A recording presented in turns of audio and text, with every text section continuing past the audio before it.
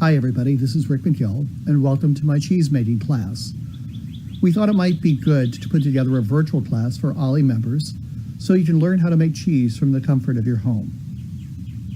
Today, I will be teaching you how to make 3 types of cheeses: a quick mozzarella, an Italian mozzarella, and my old reliable fromage blanc.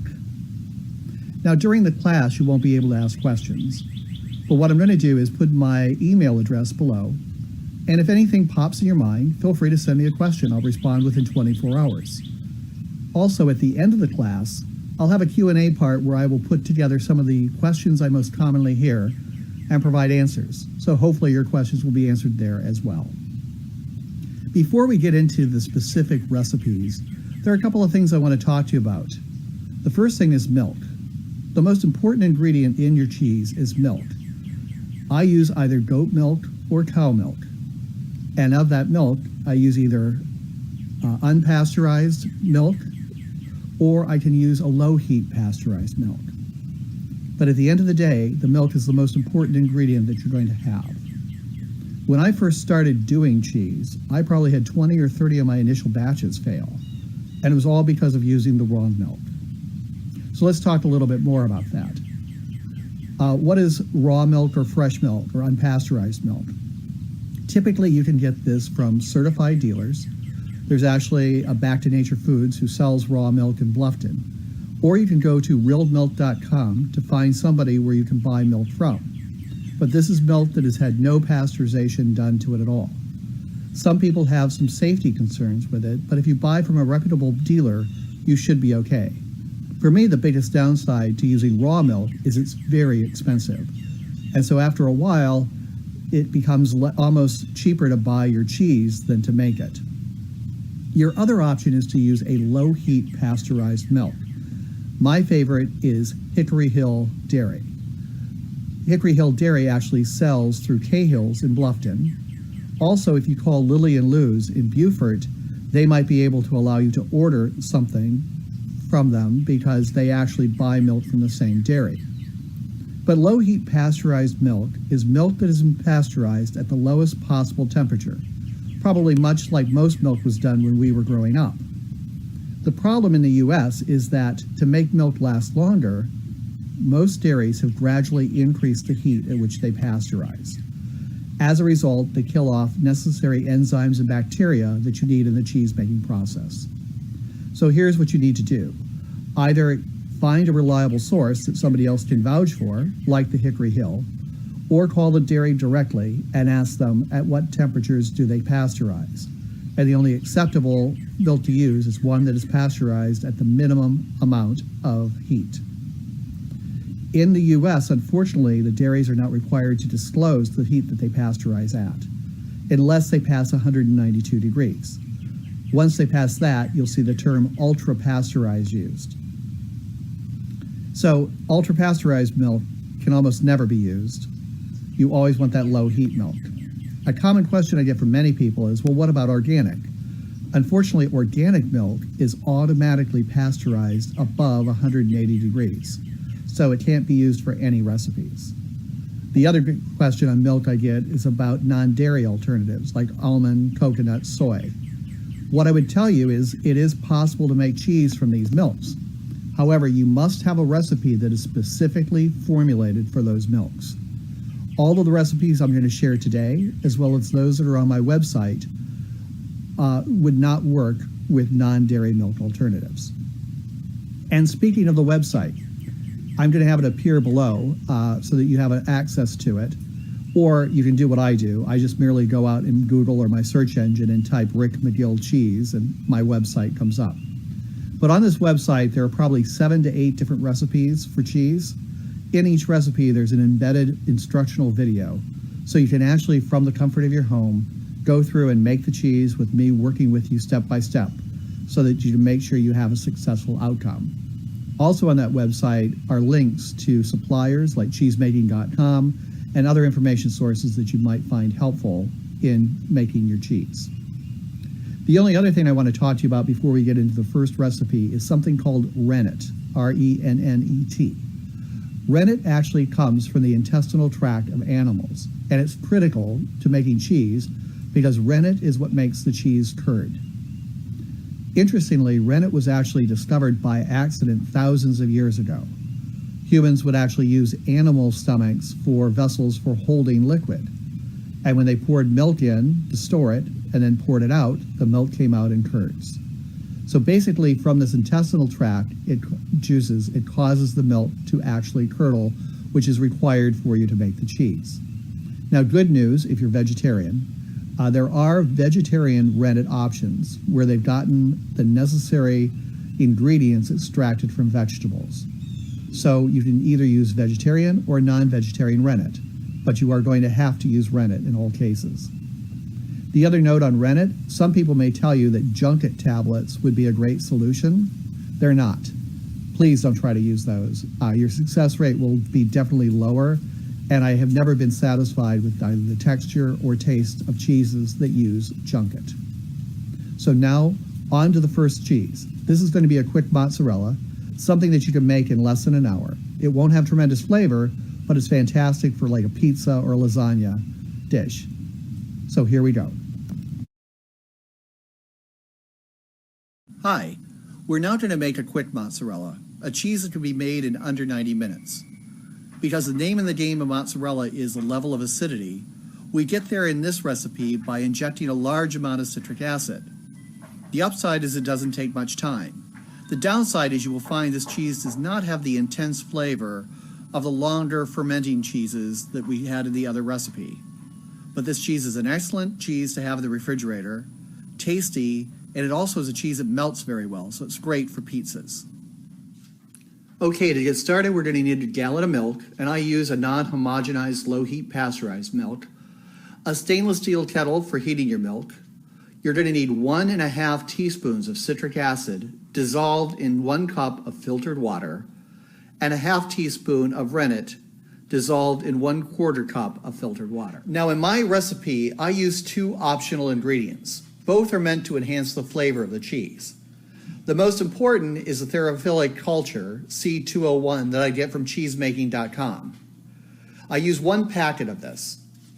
I also use lupase powder, 1/8 teaspoon dissolved into 1/3 cup of water. Now the most important thing, like I said, is the thermophilic culture, but both of these are my attempts to increase the level of flavor that you get from this cheese. The lupase powder has to be mixed at least 30 minutes prior to it being used. So one of the things I do is, because I let the thermophilic culture sit for 30 minutes, is at the point in time I add the thermophilic culture, that's when I mix the lupase powder in my 1/3 cup of water. The first step in this recipe is to heat your milk to 86 degrees. This should take you about 10 to 15 minutes using the lowest heat on your range. The milk has now reached 86 degrees. So at this point we do the first optional step, which is we add the culture. And because I'm using a dry culture, I'm going to first sprinkle it on the top of the milk and let it sit for 2 minutes. Now that the milk is set for 2 minutes, I stir it so that I can incorporate the culture throughout the milk. I just do a quick stir here to get it worked in. And after doing that, I'm going to cover the milk. And I'll let it sit now for 30 minutes. Also, at this point is when I mix up the lupase, if I'm going to use that later in the recipe. So I'll see you in 30 minutes. When you return to the recipe, the next steps happen in rapid succession, so you want to be prepared. As you set up the milk to work with the culture, mix up your lupase because you want it to sit for at least 30 minutes prior to being used. When you have about 5 minutes left for the culture to work, mix up both the citric acid and the rennet. Remember, for the citric acid, you use 1.5 teaspoons dissolved in 1 cup of water, and for the rennet, you use a 1/2 teaspoon of rennet dissolved in 1/4 cup of water. Okay, the milk is now set for half an hour, and we're ready to begin the recipe. We're going to add our citric acid mixture, and we have to quickly and briskly incorporate it. Once we do that, we'll turn the heat back onto the milk and continue heating it. So to add your citric acid mixture, you pour it into your milk, and by briskly, I mean you really stir it aggressively. And you're going to stir this for at least 2 minutes, because you want to try to get that citric acid as quickly diffused throughout the milk as possible. So really work it aggressively. And while you're doing that, I actually am going to start the heat underneath the stove. And I'm going to start it at the lowest level of my burner. And you know, I'm going to scrape as I come through here along the sides to be sure I get all of the residue back into the milk. And we're going to just keep stirring this aggressively for just a little bit longer here. And now I'm to the point where I think I can just give it a few more stirs, and then I'm going to slow it down. But I'm going to continue stirring this and monitoring the heat of the milk. And we're going to monitor the heat, and at 95 degrees will be our next step. Okay, it's now reached 95 degrees, so I'm going to add the Lapase solution and incorporate that. And notice I still have the heat underneath the milk, and I'm going to continue heating the milk until it reaches 100 degrees. Okay, it's now time to add the rennet because the milk has reached 100 degrees Fahrenheit. So I'm going to mix in my rennet, which is a half a teaspoon diluted in a quarter a cup of water, and I'm going to add it in here and gently stir it for about 30 seconds. You'll see that I'm going to be stirring low to high to try to mix the rennet as thoroughly through the solution as possible. But I have to do this gently because I don't want to bruise the curd. I'm going to continue doing this now. I should be just to the end because I've been stirring it for about 30 seconds. So I'm going to remove my spoon. I'm continuing the heat underneath the pot, and I'm going to put a thermometer in the middle of the mixture to measure the temperature, and we'll continue the heat under this mixture until it reaches 105. Okay, so the curd has now reached 105 degrees. You have to be careful as you put your thermometer in, just a little bit over the bottom, but not too far up into the curd. Once it reaches 105 degrees, you turn your heat off, cover your curd, and you let it sit undisturbed for the next 15 minutes. Okay, it's been 15 minutes, so let's look at the curd. You can see that the curd has formed nicely. It's actually a little submerged underneath the whey, which is what you should expect. So now what we have to do is harvest the curd. Okay, to harvest the curd, I have lined a mesh colander with 1 ply of cheesecloth. What I'm going to do is pour off most of the whey and then scoop out the curd so that it can drain in the cheesecloth and the colander. So to do this, you want to just be sure that you're keeping something here to prevent the curd from flowing out as you pour off some of the extra whey. So pour off as much as you can without losing any of the curd. So this makes the scooping process much easier. And then what you can do is you can start scooping the curd right into the cheesecloth. Now what I like to do actually is to use a scooped metallic spoon for doing this. And the cheesecloth is actually helping me make sure that very little of the curd kind of runs through the mesh of the strainer. I find that if you don't use the cheesecloth, you get a lot of curd stuck in the mesh. That reduces your yield, plus it makes cleanup a real problem. So you just keep doing this until you get everything out. And then once you get everything out, you're gonna let the curd sit in the basket for about 5 or 10 minutes before you move it to a place where it can continue to cure. Okay, what I'm gonna wanna do is just gently roll a little bit of the curd, lifting the edges of the cheesecloth up, just to help encourage some of the excess whey to leave it. And then what I'm going to do is deposit this entire amount into my colander, which I'm sitting inside of a glass bowl, because this is ultimately where I'm going to bathe my curd in hot water and stretch it. And I'll make sure I get most of the cheese, any residual cheese curd off of the cheesecloth, because that's additional cheese in our yield. And we are now going to let this sit in this colander for 30 minutes, turning it occasionally, probably every 5 to 10 minutes. And as you turn it, it will become getting more plastic and shiny looking, and that's how you know the curd is ripening appropriately. Okay, it's been 30 minutes, and the curd has a nice shiny feel and look to it. I've turned it over a couple of times and it's ready to go.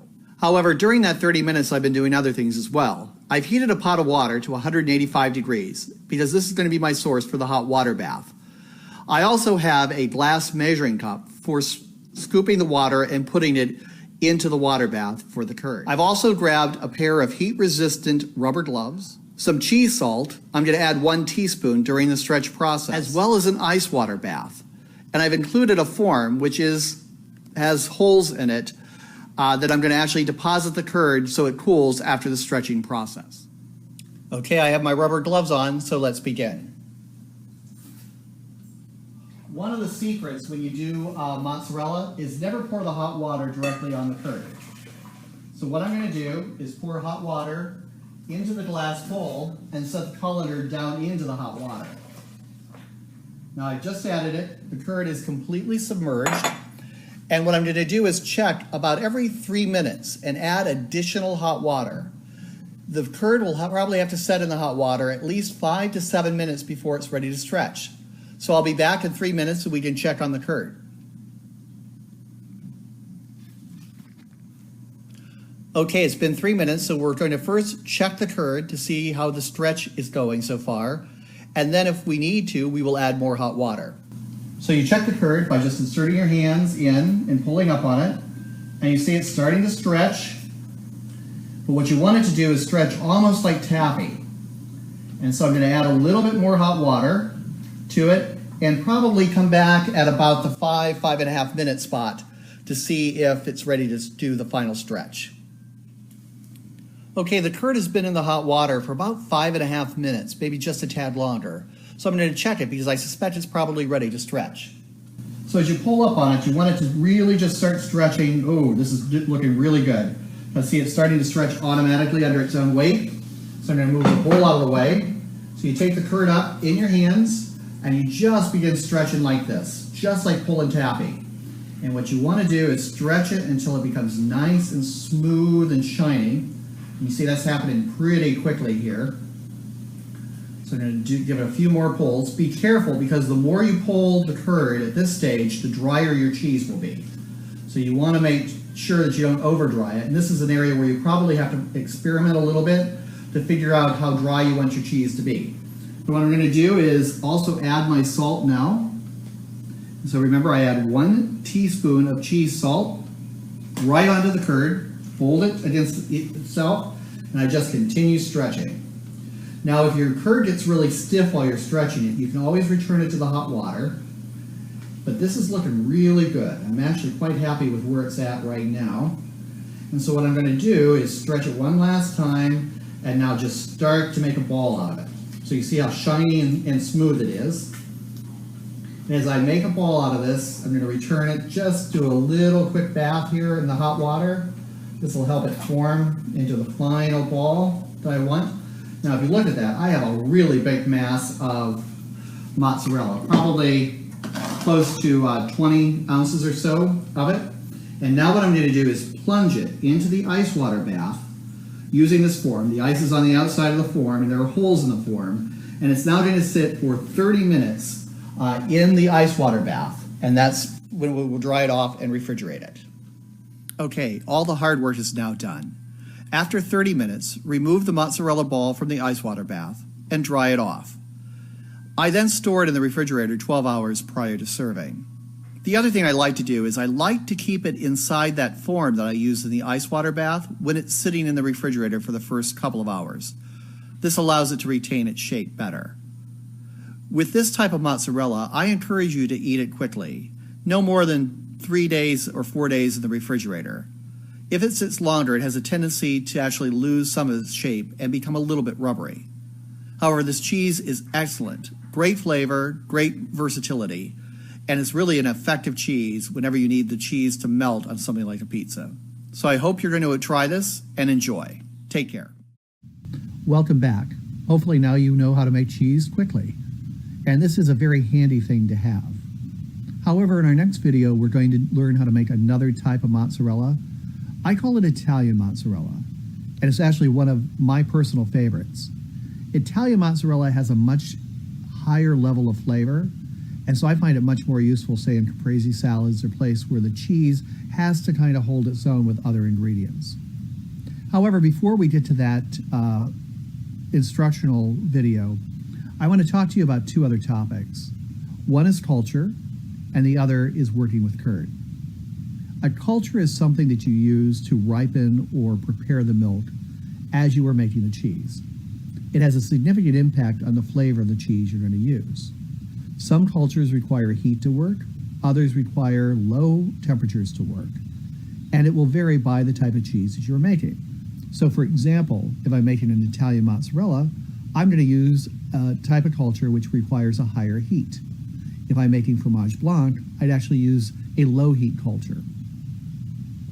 These cultures can be obtained from a commercial supplier, such as cheesemaking.com, or you can actually make your own at home.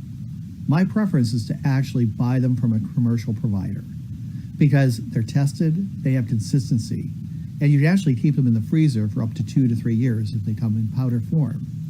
By the way, if you are using a powdered culture, always follow the practice of sprinkling the culture on the top of milk and then waiting 2 to 3 minutes before you stir it into the milk. This will ensure your culture more effectively incorporates throughout.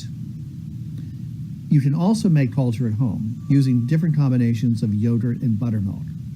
The problem with making it at home is you never quite know how much active ingredients might be in the buttermilk or the yogurt that you buy. As a result, you can sometimes get inconsistent results that can affect how the curd forms or affect the flavor of your cheese. But if you do want to make it at home, you can. So now we're going to turn to the Italian mozzarella, the star of the mozzarellas in my opinion. Take your time, watch this, and you'll be able to see how it might differ from the quick mozzarella that you just learned how to make. Hello, today we're going to make Italian mozzarella. As with all mozzarella's, acidity is the key, and with Italian mozzarella we let that happen naturally. As a result, this mozzarella has a very intense flavor, making it perfect for caprese or other cases where the mozzarella is going to be the star of the show. So let's start with the ingredients. You're going to need a gallon of milk. I use a low heat pasteurized milk. You're going to need a half a teaspoon of rennet diluted in a quarter cup of water. You're going to need some culture, and you're also going to need a steel pot for mixing your milk and solution in. For the culture, I use a thermophilic culture that I get from cheesemaking.com. I find it works great. Even though they say you use it for up to 2 gallons, it works fine using the entire packet at a gallon. If you don't want to do this, you can make your own culture using 3 tablespoons of buttermilk and 1/3 cup of yogurt. Also, in this recipe, you will see an optional step. I started doing this about 6 months ago so I could get a more consistent batch of cheese. What I was finding is the milk sometimes changes its composition based upon what the cows are fed or where they pasture. So in this step, I'm going to add a half a teaspoon of citric acid diluted in a 1/4 cup of water. As always, with any optional step, try my recipe first without it. If you find that the mozzarella turns out fine, you don't need it. However, if you don't have a batch that is successful, or you have inconsistencies in batch, this simple little step can help you have a consistent outcome and successfully make mozzarella. The first step in the process is to heat your milk. And because I'm doing the optional step, I'm going to heat my milk first to 86 degrees. Okay, the milk has reached 86 degrees. I'm now going to add the citric acid, and I keep the heat going underneath the milk while I do this. So with citric acid, you're going to want to incorporate it swiftly into the milk. So you want to do a very aggressive stir to get it incorporated as effectively as possible, and really stir it because you want to make sure you get that citric acid as infused through the milk as possible. You might splash occasionally like I just did, but that's okay. So just keep going. And after about a minute or so of aggressive stirring, you can slow down, but you continue stirring this milk throughout this process. So now that citric acid has been incorporated, I'm going to start stirring it a little bit more slowly, but I will continue stirring, and we heat the milk to 100 degrees Fahrenheit. Okay, the milk has reached 100 degrees Fahrenheit. And so now I'm going to add the culture. And because I'm adding a powdered culture, I'm going to sprinkle it on the top of the milk and let it sit for 2 minutes before I stir it in. Okay, it's set for 2 minutes, so I'm going to quickly stir in the culture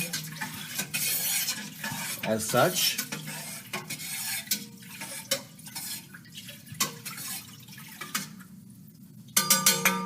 I'm going to cover my milk, and I'm going to set it into a hot water bath. And what I do is I run the water until the tap water is as hot as it can get, and I fill my sink so that the water comes up about 2/3 of the way to 3/4 of the way up the pot. And we're going to let it sit for 1 hour so the culture can ripen the milk. All right, so the culture is set in the milk and in the water bath for an hour. So now we're going to do a quick stir. Important for mixing the culture, but also since I use a non-homogenized milk, I have to mix the fat back into the milk. And then we're going to add the rennet. And remember, in the rennet, we're adding a 1/2 teaspoon of rennet diluted in a 1/4 cup of filtered water. So let me first do the quick stir to mix the milk up. Let it quiet. Now with the rennet, you want to mix it very gently from low to high, getting it mixed through the milk, and you want to mix it for no more than 30 to 45 seconds. So as you mix it, look at the second hand on your watch if you have one, set a timer. And so we're going to slowly do this. And while I'm mixing the rennet, I'm going to mention that I have refreshed the water. So the water that it's sitting in is freshly loaded hot water from the tap. Okay, so now I've mixed the rennet in for about that amount of time, and I'm now going to cover it and let the curd start to sit. So we will now cover it for an hour. It's been an hour, and as you can see, the curd is formed nicely in the pot. What we're going to do now is cut the curd and then let it sit for another hour in a water bath.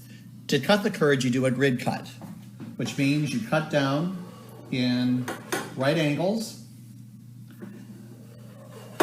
and then you cut across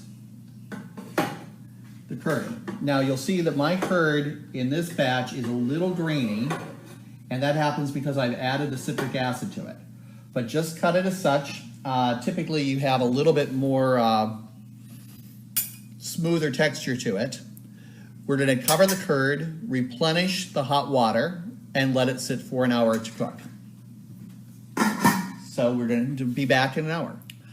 As your curd sits cut for the next hour, what you're going to want to do is stir it about every 20 minutes. Your first stir, though, needs to happen after it's set for at least 5 minutes. Now, when you stir curd, you have to be very gentle. You just want to push it gently around the pot so it rotates just a little bit. Don't do a lot of heavy lifting or cutting with the curd. You just want to move it around a little bit, and that's all you do. And then you cover it, and you come back in 20 minutes and stir it a little bit more. So remember, stir every 20 minutes, but when you stir, you're actually just pushing the curd. It's now time to drain the curd and then allow the curd to develop the acidity that's so important in the mozzarella. So what we do is we take a colander, get your mozzarella out of the water bath, and then pour your cheese curd directly into your colander. You do not need to line your colander with cheesecloth or anything like that. The curd will be fine. So once we drain it, we now need to wash our pot and then put the curd into the pot. I've washed my pot, and I've also put it about a quarter full of hot water into the bottom of the pot. So I'm going to lift my curd up and set the colander completely inside the bowl, and then I'm going to cover it. I'm also going to add a hot water bath. I'm going to fill the sink so it's about 1/3 of the way up the pot. And it's now going to sit for 2 hours. And this is the time when the acidity in the curd is developed. During the next 2 hours, you don't do anything. Just let the curd sit there. This is very important because the curd is developing the acids and the flavors that make this mozzarella special. Okay, it's been 2 hours. And if we check the curd, I can actually tell by looking at it that this is ready to stretch. I have some nice, just a little bit of curd extending through the holes in the colander, but it's formed a nice, good, solid pack. And I can tell that because I've been doing this cheese for quite some time. If this is the first couple of times you're making mozzarella, one thing you can actually do is heat a cup of water to 185 degrees in the microwave, slice off just a little bit of the curd, dip it in that water for about 30-45 seconds, and if it starts to stretch when you pull on it, that's how you know the cheese is now ready to go. The nice thing about mozzarella is at this point you have an option. You could actually freeze the curd and return to the recipe later on after you thaw that curd and do the final stretch. So what I often do is make several batches of mozzarella up to this point, harvest the curd into a freezer bag, freeze it, and then later on when I need mozzarella, I thaw that curd in the refrigerator, heat up the water bath, and move to the stretch. Okay, we're ready to stretch the curd. To do the stretching, there are a couple of things that you need. First, I get a colander, and I get one that will fit inside of a large glass bowl. This is where I'm going to bathe my curd in hot water so it stretches. That hot water is 185 degrees of water that you're heating on the stove. Heat at least a gallon of the water so you have plenty to use when you do the stretch. You're also going to want to do an ice bath, and this is what you place the curd in after you are done stretching it. And naturally, let's not forget those great rubber gloves. You're going to need those because you're going to have your hands in very hot water, and you're going to want to make sure you don't burn your hands. And on top of all these other things, you're also going to want a supply of cheese salt. I use 1 teaspoon of cheese salt as I'm stretching the curd to appropriately spice it before I plunge it into the ice bath. So put on those rubber gloves and heat your pot of water to 185 degrees, and we're ready to begin. Okay, now what I've done is I've transferred my curd into my colander. The water is now heated to 185 degrees. And I'm going to bathe the curd, and it will probably take 5 to 7 minutes sitting in this hot water before it's ready to stretch. And what I also try to do is about every 2 to 3 minutes, I add a little bit of hot water into the hot water bath to keep the curd at the right temperature. So what we're going to do is we're going to load some hot water, and you never pour it directly onto the curd. You want to pour it into the container that's holding the curd, or holding the water here. And there we go, the curd is completely covered. And so this will I'll probably come back in about 3 minutes just to test it to see how it's doing. Something I find helpful is to actually start a timer when I do this, because unfortunately, if I don't start the timer, it seems like the curd is set in there forever. So I'll be back in 3 minutes. Okay, we're at the 3-minute point, and this is the first check-in on the curd. What I'm going to do is pull it up to see how it's stretching under its own weight, and then also add a little bit more water to the water bath to maintain the heat. So you reach in with your rubber gloves, and you begin to pull up, and you can feel, or I can at least feel, that it's just beginning to start to stretch due to the heat. But now what we're going to do is add some more hot water to it so we maintain the temperature of it, and let it sit probably for another 2.5 minutes. So I'll check in at the 5 to 5.5 minute point of the bath. Okay, I actually let it sit a little bit longer. We're now at 6.5 minutes on the clock, and we're going to check the stretch. So there we go. See, it's really beginning to stretch underneath its own weight, almost like taffy. So what I'm going to do is pull it out of the water now and begin to stretch it in my hands, like so, pulling on it. And this is allowing the proteins to form, and that's what makes the mozzarella. And so you can see it's nice and silky and shiny, and that's what we want. So we're going to keep pulling it a few times. You have to be a little careful here that you don't over pull it, because during the pulling process is when you take moisture out of the cheese. And you have to play a little bit with this to figure out the amount of pulling that you want. But a good rule of thumb is you just keep pulling it until it's nice and smooth, and once that's done, you're actually done with your pulling. You can return it to the hot water to help it heat. I actually need to add a little bit of salt to it during this process, so I'm going to actually take a teaspoon of cheese salt, sprinkle it over my mozzarella, fold it, and then I'm just going to keep on pulling. And now I'm going to bring it back to the hot water bath, just heat it up just a little bit more. And then we will finish this process up. Give it just a few seconds here to heat up. We're going to take it back out of the water bath, pull it, and now we're just about ready. There we go. It's looking nice and smooth. So now we can basically work it into a ball. And so we do that, return it a little bit, heat it just a little bit more up in the hot water, so it can work into a very nice bowl of mozzarella, and as you can see, that's quite a sizable amount of mozzarella, probably 20 to 22 ounces would be my guess looking at it. And now that that is all ready, what we do is we take it and plunge it into the hot water bath where it's going to sit for another half hour. Or ice water bath. So it will sit for another half hour. Okay, now's the easy part. In half an hour, you take the cheese out of the ice water bath, dry it off, and put it into the refrigerator. I usually suggest letting it sit for at least 12 hours so the salt can draw through. After that, it's ready to enjoy. So good luck, and I hope you enjoy your mozzarella. Hopefully you all enjoyed seeing that, and that you'll now be encouraged to go out and try to make some Italian mozzarella. I'd also encourage you to give the freezing of the curd a try.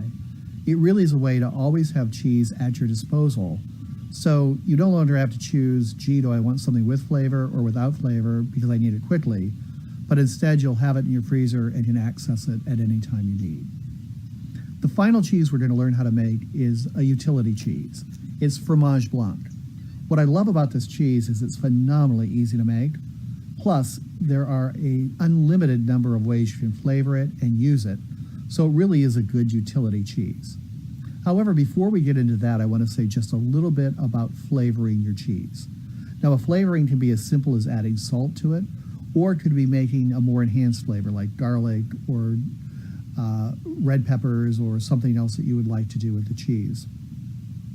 Generally, you should never use fresh ingredients to flavor a cheese. Always best to use something that's dried. That ensures that your ingredients do not inject any bacteria or other things that could potentially affect the cheese. My favorite source of flavoring actually is trying to use a dip mix. I typically find that they have some of the better types of flavors available, ranges, and if you can find one that does not contain salt, you have the best of both worlds, because you can separately control the salt content and then with the dip mix control the flavor. The other thing I want to talk to you about is salt. You should use a non-iodized form of salt because iodine can actually attack the structure of the cheese. If you go to cheesemaking.com, they actually sell something called cheese salt. It's a very finely ground salt that easily incorporates. But you could also use non-iodized forms of salt that you might have in your house. So bottom line, if you're going to add flavor, keep it dry and avoid the iodine. Now let's start finding out how to make some fromage blanc. Hi, this is Rick McGill, and today we're going to learn how to make fromage blanc, a great cheese for a beginning cheesemaker. It's easy to make, it's tasty, plus you can control the consistency of the cheese.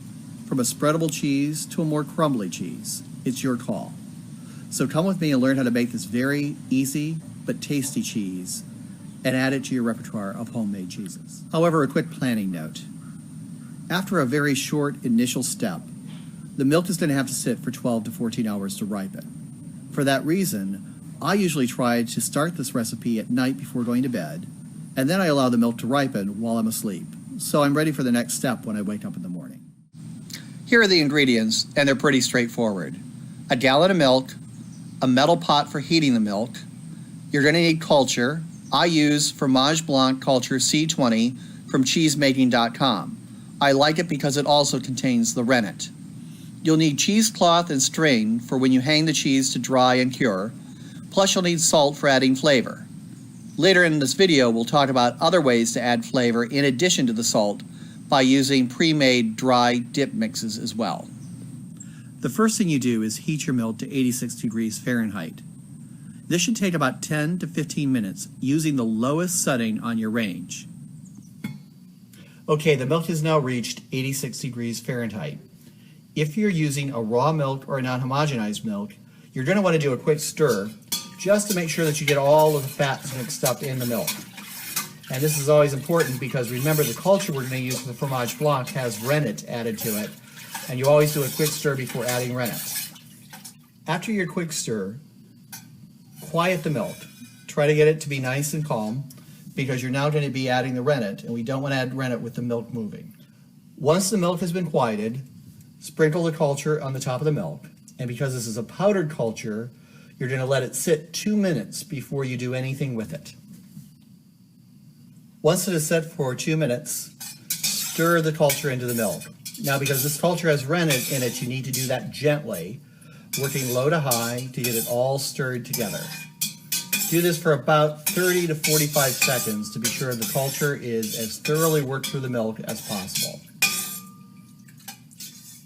Once you're done stirring the milk, cover it and sit it someplace where it will not be disturbed for the next 12 to 14 hours. Okay, it's been about 14 hours, so let's take a look at the cheese. And you'll see the curd is formed nicely, separating a bit from the whey. Now, one thing I can tell you is that if you like this cheese, but you'd like a little more flavor in it, a higher intensity of flavor, consider letting the cheese sit for 18 to 24 hours. However, this set of cheese is now set for 14 hours, and it's ready for the next step. To harvest the curd, what you're going to want to do is line a colander with a single ply of cheesecloth. And for reasons that will become apparent pretty soon, you're going to want to make sure that colander will sit in the top of the pot that you use for collecting the whey. You're also going to want a large grill fork, a slotted spoon, and about a foot to foot and a half length of string that you have looped. Using your slotted spoon, you're going to want to ladle your curd into your colander. So set the colander into the sink and begin to ladle the curd. As you see, you just scoop it up like this and put it down in the colander. And you'll do this until all of the curd is removed from the pot. It is important to ladle the curd. You do not pour it into the colander, because if you pour it into the colander, the curd will be broken down. So you continue ladling until all of the curd is removed from your pot. As you ladle the curd into the colander, you might periodically have to just very, very gently break it apart to ensure that the curd fits within the colander. I've just finished ladling all the curd into my colander. And as you can see, just from a single gallon of milk, the curd and some of the residual whey actually fill the entire colander. You're now going to see why you want to have a colander that sits in the top of your pan.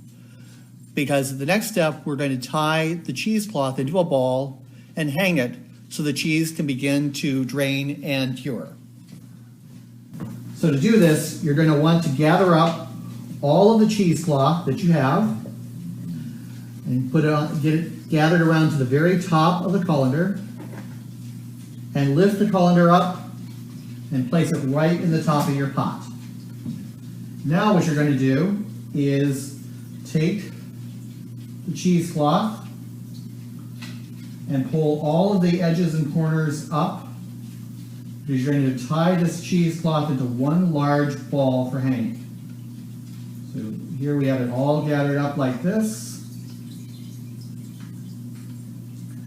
And I usually give it, you want to make sure that you have all the sides covered. Give it a good twist up the top a few times to let it rotate around. It helps ensure that you don't have any loose ends. You're going to take your string that you've already looped and use that around the base. And using the loop, you're going to pull one end through, tighten it, and then just tie a very, very simple knot. Now, one of the things that you're supposed to do is to let this hang for 3 to 8 hours. And while it hangs, the whey is going to continue to drip out of it. The problem is finding a convenient place to hang it. When I first started doing this, I tried hanging it on the faucet, hanging it in other areas, and invariably it would either slip off or somebody would bump it or something would happen. But I came up with a pretty effective way of hanging it using my grilling fork. What you do is take your cloth, the cheesecloth, and there's usually a little bit of a ponytail like this on it, and you merely wrap it around your meat hook. Take your colander out, slide the fork prongs into the handle, and you automatically have a way to hang your cheese, and the pot will gather the whey as it drains off. So now what you do is you let this sit anywhere from 3 to 8 hours. At the 3-hour point is what I like. You have a more spreadable, softer cheese. If you let it sit 8 hours or more, it will be a fairly crumbly cheese, but it's really your determination based upon what you want the cheese to do and what you prefer. So I've now moved the pot and the cheese ball to a quiet corner of my stove where I will let it stand for 3 hours draining. And at that point, I will add salt and herbs in it to flavor it. Remember, I'm hanging the cheese for 3 hours because I want a more spreadable cheese. If you'd like something drier that probably crumbles a bit more, you would hang the cheese longer. One of the things you will want to play with is how long to hang the cheese so that you can get the texture and consistency that you desire. Okay, the cheese is hung for 3 hours, so now it's time to flavor it. There are lots of options open to you. Just remember that you always want to use dry elements in flavoring your cheese. Personally, I prefer to use cheese salt and a series of gourmet dip mix, Sherry's Gourmet Dips. I've chosen this dip mix because it doesn't have salt in it, and also 1 packet of dip mix is the perfect amount for flavoring the cheese that I make from 1 gallon of milk. I've also found that this supplier has a very wide variety of dip flavors and has allowed me to have a lot of variety in the cheese I make. Today we're going to make hot and spicy garlic, but in the past I've made lime cilantro, roasted red pepper and garlic, regular garlic, spinach, veggie, a whole sort of different cheeses. Find a supplier that you like, and using dip mix can be a very effective way for flavoring this cheese.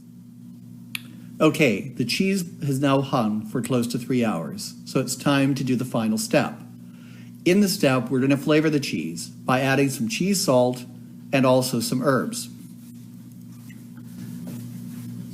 What you need to do is merely remove the cheese out of the cheesecloth. So you cut the cloth off, roll the cheese out. You want to be sure that you get all of the little particles of cheese because that's yield that you might be missing if you don't get that off the cheesecloth. And then what you're going to do is you're going to add 2 teaspoons of cheese salt. Now, if you like it saltier, you can add a little bit more. If you don't like it as salty, add less, but I typically do 2 teaspoons. And then I add my dip mix. Now in this situation, I'm going to add Sherry's Gourmet Dip Mix, and I'm going to add the hot and spicy garlic. We have a lot of varieties of dip mix from Sherry's, but I like this because it is a non-salt mix, so that way I can control the salt through the amount I add specifically to the cheese. All you're going to do is incorporate this into your cheese, and then once you do that, you're done. So to add the dip mix, I'm going to merely sprinkle that over the cheese here. And I'll get a fork. And I will begin to just work it and the salt into the cheese. So you just continue this until it gets all worked through. Then what you do is you cover it, put it in the refrigerator, and I like to let it sit for at least 12 hours prior to serving. I want to give that salt and the spices plenty of time to work their way through. And as you're mixing it, just be sure you're mixing way down deep so that you get all of the cheese from your mass work through here. And I won't continue stirring here just because it gets a little boring at times. But you basically cover that, put it in the refrigerator, and in 12 hours, it's time for you to make some cheese, or to have some cheese. And in total, if I weigh this will weigh close to 2 pounds. So basically, as you look at the cost of making this cheese, it cost me about $5 for my milk, about $4 to $5 for the Sherry's dip mix, and then hardly anything, probably about $1 total for everything else, including the culture and the salt. So basically, you can make a really tasty cheese for about $5 to $6 a pound. This cheese will last in your refrigerator anywhere from 3 to 4 weeks. So enjoy. Hey, welcome back. I have a surprise for you. I know I told you at the beginning we were going to learn how to make 3 types of cheeses. I've decided to add a 4th cheese to the list, a hard cheese. If you happen to like a cheddar, a Colby, a brick, or any type of hard cheese, knowing how to make it is handy. The good news, hard cheeses almost all follow the same types of steps. You have to ripen the milk, you have to cut the curd, you have to cook the curd, and you have to press it. The primary difference from cheese to cheese is the culture you use and then how you actually cure the cheese once you've gotten it made. However, seeing one made will probably make sure you're 95% of the way there in terms of knowing how to make any type of cheese you want to make. So here's what we're going to do. We're going to turn to a quick video on how to make a hard cheese. The cheese I'm going to show you how to make is, I call it, a simple hard cheese. Almost anyone can make it. There's a lot of flexibility in how you flavor it, but the basic techniques are going to be the same. So take a minute, watch this, and after that video, I'll come back to answer some basic questions and answers I expect you might have about cheese making. Hi, this is Rick McGill. We're now going to make a simple hard cheese. What I like about this recipe is that you will have a hard cheese ready to eat faster than most recipes you'll experience, probably in 1 to 2 weeks. The other good part about the recipe is many of the techniques I will show are techniques you find in any hard cheese. So once you master this recipe, you'll be able to branch out and make any type of hard cheese you want. The ingredients for this hard cheese are very straightforward. You'll need a gallon of milk, a packet of culture. I like to use the mesophilic culture that I get from cheesemaking.com. It's C101. You're also going to need a half teaspoon of rennet diluted in a quarter cup of water. And because I'm using pasteurized milk, I'm going to opt to use some calcium chloride. I use a quarter cup of calcium chloride diluted in 1/4 cup of water. Just a quick word on calcium chloride. Calcium chloride is an additive, and I use it whenever I'm using pasteurized milk for anything other than mozzarella or provolone. The calcium chloride replenishes some of the calcium that the milk loses during pasteurization. By doing this, I help ensure that I have a stronger curd, and it improves my chance of having a successful batch. However, if you're using a pasteurized milk, you may want to try it first without the calcium chloride additive. If it works, then you're fine to go. If it doesn't, or you're not happy with the yield, you might want to start adding a little bit of calcium chloride. You always add calcium chloride prior to adding any culture or rennet. So I typically will add it as I start the initial warming of any milk I'm using. Okay, because I am using a pasteurized milk, I need to incorporate the calcium chloride. So I'm going to turn the heat on under the milk to the lowest temperature setting possible, and while the milk just starts to heat, I'm going to incorporate the calcium chloride. It's important to do this at this stage because you want to add calcium chloride prior to adding any type of culture and also any rennet. This allows the calcium chloride to completely incorporate into the milk and will give you a much stronger curd and a higher probability of having a successful batch when you complete your milk. As your milk reaches 86 degrees, you're going to want to add your culture, and this is the mesophilic culture. And because it's a dry culture, you're going to want to sprinkle it on top and let it sit for 2 minutes before stirring it in. At the end of the 2 minutes, you stir your milk completely so that you fully incorporate your culture. Then you're going to want to cover it, and you're going to want to let this sit for an hour before your next step. However, just to keep this warm, I'm going to put it in a very shallow water bath where the water is coming up to the, just up maybe at most a quarter of a way on the pot. And we'll let this sit for an hour like this until our very next step. It's been an hour, so it's now time to add the rennet. Now, one thing that's very good to do before you add rennet in any situation is to do a quick stir.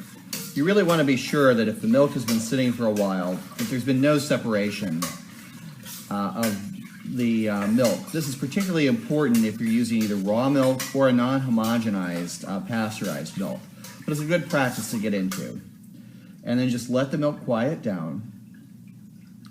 And now what we're going to do is add our rennet. And we're going to add half a teaspoon of rennet diluted into 1/4 cup of water. And we're going to keep the milk in the water bath. I'm not going to replenish the water, but we'll keep the milk in the water bath during the entire next step. So to add the rennet, what you do is disperse it slowly over your spoon and then stir for no more than 30 seconds, very gently. All you're trying to do is just ensure that the rennet has gone throughout the entire mixture. And if you happen to see thickening happening while you're stirring, stop immediately. But you're going to stir it like this. That's been about 30 seconds. Cover it. And now you're going to let it sit for another hour before the next step. It's been an hour since we've added the rennet, so we're now going to cut the curd. And to do the cut, we will do initially a grid cut, which is where we make right-angled curd cuts so the curd is in about 1-inch segments. So to do that, you really take your knife, put it down into the curd, and slice towards you. And your initial slices are done in a parallel fashion.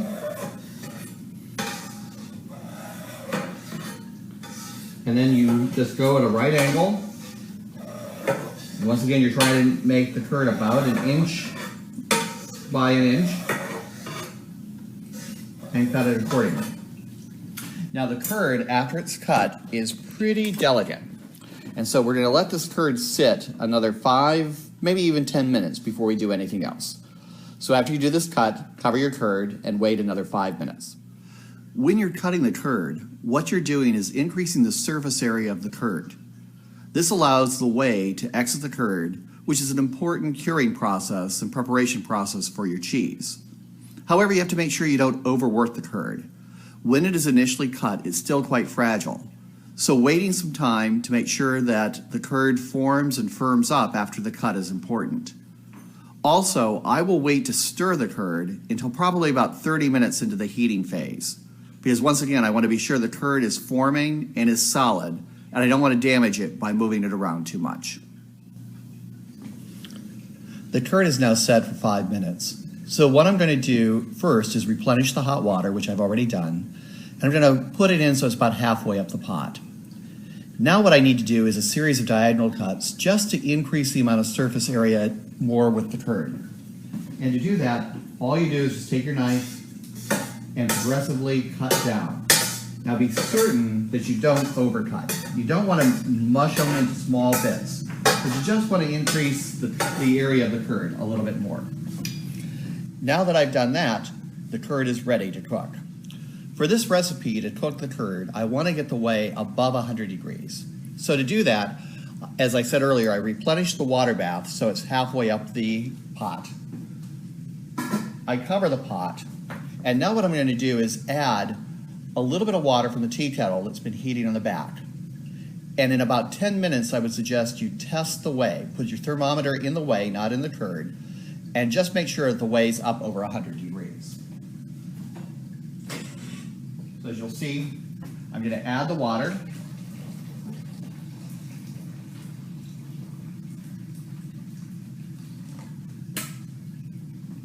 And I'll come back and check in about 10 minutes. But we're going to let the curd cook at this temperature for about 2 hours. And we'll stir it at about every 30 minutes. Getting the temperature of the whey above 100 ensures you have a very firm cheese. If you want your hard cheese to have a little more moisture, be a little softer, you would heat the whey up to about 95 degrees. It's important that you measure the temperature of the whey and not of the curd. That's the temperature that will drive the cooking of the curd and let you know if you're cooking it at too high or too low of a temperature. The curd is now set for 2 hours. So we're going to harvest the curd using a strainer that has been lined with cheesecloth. And that will allow us to get ready to do the next step after we harvest the curd, which is to herb it. So now that we're getting ready to harvest the curd, I will take the curd out of the water bath, and in its place, I'm going to actually use my colander, which is lined, as I said, with cheesecloth.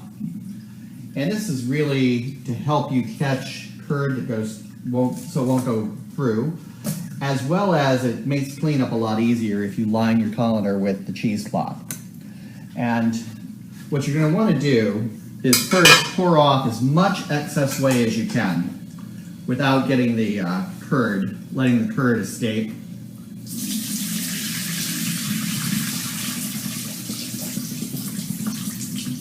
And then just very gingerly get the curd out.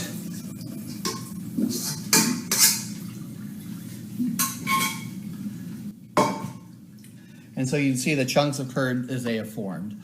What we have to do now is we have to herb and spice the curd, and then once we do that, we'll need to press it. Before I add the salt or the herbing to the curd, I like to be sure that I get as much of the whey sort of residual out of it. I don't press it, but if you actually take your cheesecloth and kind of roll the curd like this, most of the excess whey that's kind of on top of the curd will disappear. And so do this, and then let the curd sit for about 15 minutes before you do before you add your salt or your herbs to it. And after 15 minutes, we will begin that process. Now that the curd is set about 15 minutes, I'm going to transfer it to the bowl and add salt and herbing to it. What I'm going to do is add 1 teaspoon of cheese salt and 1 packet of Sherry's Gourmet Dips, and this time I'm going to use garlic.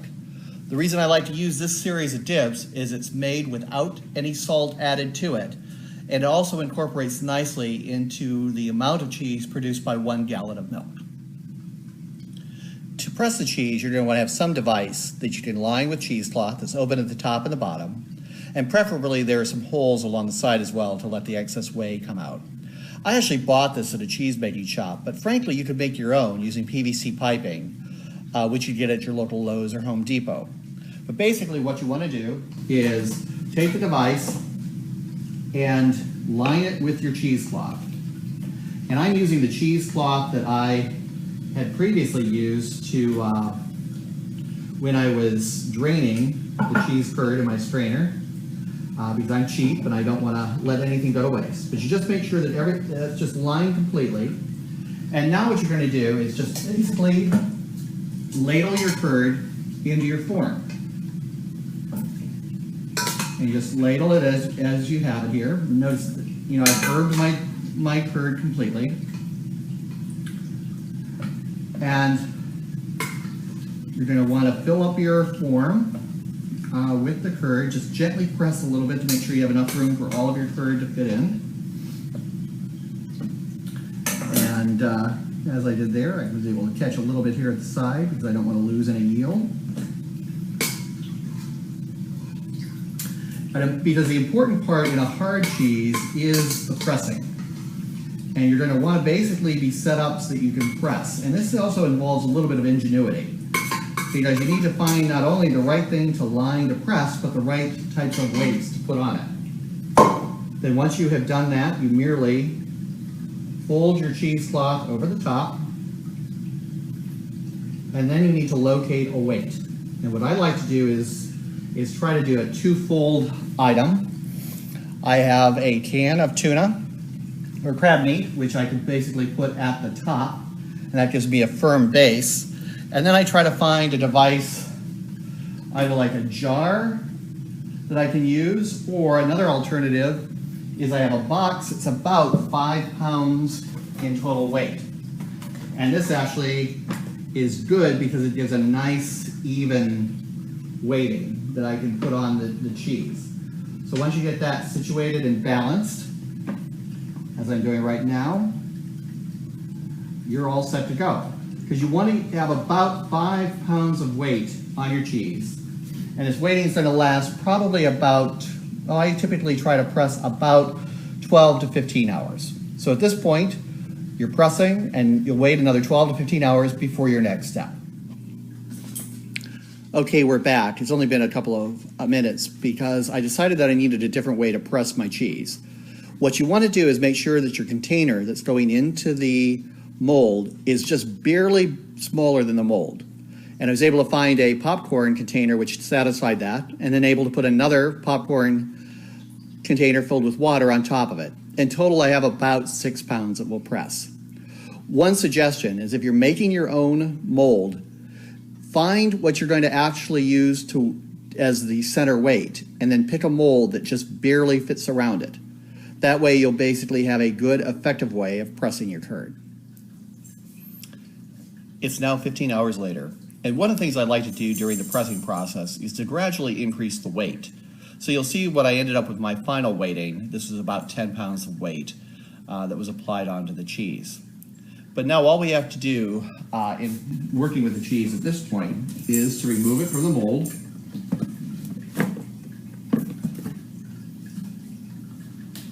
And you'll see what it looks like. All I have to do now is unwrap the cheese, sprinkle cheese salt around the outside of it, rewrap it in cheesecloth, and then let it sit in the refrigerator for 2 weeks. And during that time, I replace the cheesecloth as it gets wet with a dry cheesecloth. At that point in time, it's ready to eat. So I hope you enjoy. Hey, welcome back.